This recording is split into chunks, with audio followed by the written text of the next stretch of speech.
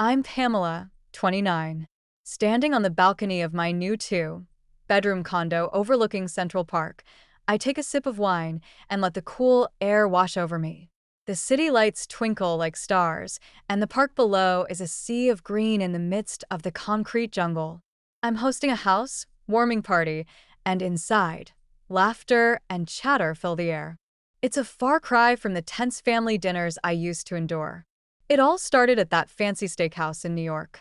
I was sitting at the head of a table for eight at a place where the waiters' uniforms cost a fortune.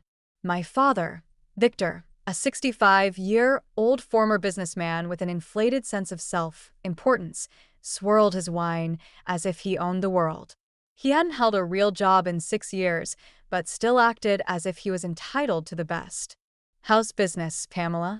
he asked, not out of concern, but because he was eyeing his next handout. I replied curtly, knowing that his question was code for, "When's my next check?" My mother, Vivian, 63, sat beside him, her diamond earrings catching the light. She was a socialite who spent more time at the country club than at home. With a honey, sweet voice but calculating eyes, she casually mentioned that my sister, Lily, 22, and her fiancé, Max, a wealthy but dull man, had found the perfect beach resort in the Caribbean for their wedding. They just needed a $20,000 deposit. My brother, Ethan, 30, and his wife, Sophia, exchanged a knowing look. Ethan had always been the quiet one in the family, a free spirit who became a musician to escape our parents' high-pressure expectations. Sophia squeezed his hand under the table. My aunt, Grace, sipped her cocktail, observing the scene with a look of mild amusement. When I told them I couldn't afford the $20,000 because I was trying to save for my own future, the silence was deafening. My father let out a sarcastic laugh and sneered, "Your job is to take care of your family. What's the use of you if you can't even do that?" The rest of the family, except Ethan and Sophia, joined in the laughter, as if it was a hilarious joke. I felt like I was transported back to my childhood. My mother had always set roles for us. Ethan was the artistic one, Lily was the beauty, and I was the responsible one, the family's financial savior. I remember when I was 23, still paying off student loans, my mother called, crying and saying that if they lost their house, it would kill her. I agreed to pay their mortgage temporarily, and that temporary situation lasted for 6 years. But on that night at the restaurant, something inside me snapped. I looked at my father and said coldly, "You're right. A useless ATM should be shut down." I took out my phone, canceled the mortgage payment scheduled for the next week, and blocked their numbers on all payment apps.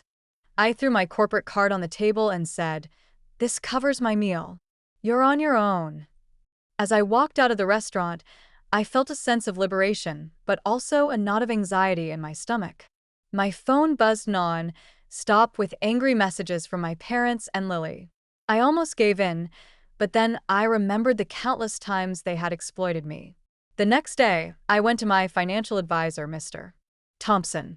He had managed my investments for years, but never questioned the large sums of money I transferred to my parents' accounts. When I asked for a full audit, I was shocked to find that they had drained over $400,000 from my accounts in 6 years. And to make matters worse, they had opened several credit cards and taken out a personal loan in my name, amounting to $70,000 in fraudulent debt. I was furious. This wasn't just family taking advantage, it was criminal fraud. I contacted my therapist, Dr. Miller, who had been helping me deal with my family issues for 4 months. She referred me to a tough financial litigation lawyer, MS.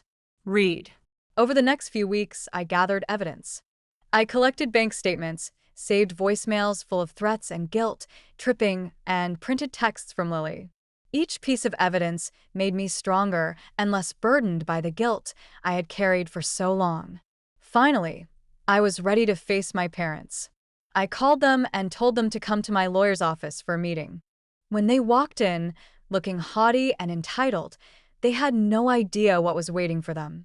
My lawyer laid out the evidence of identity theft and informed them that a police report had been filed.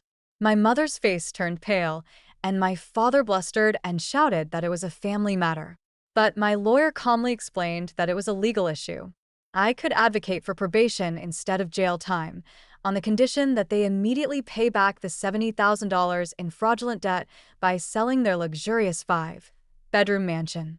My father scoffed, saying they didn't have the money. My mother pleaded, "How will we live?" But I was unmoved. I thought of all the years I had sacrificed my own future for them. I said firmly, "That's not my problem anymore." In the end, they had no choice but to sign the papers. As my father's pen scratched across the paper, I felt a weight lift off my shoulders. The power had shifted.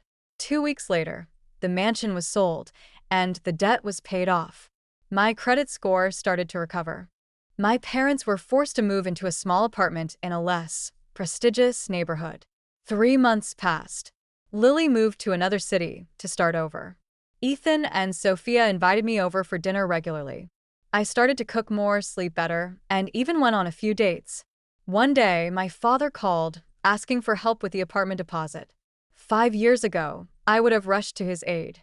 But this time, I simply said, "That is not my problem," and hung up. I blocked his number, without a second thought. Now, as I stand here at my house, warming party, surrounded by real friends and a supportive family, Ethan and Sophia, I know I've finally escaped the cycle of exploitation. I'm just Pamela, and I'm free.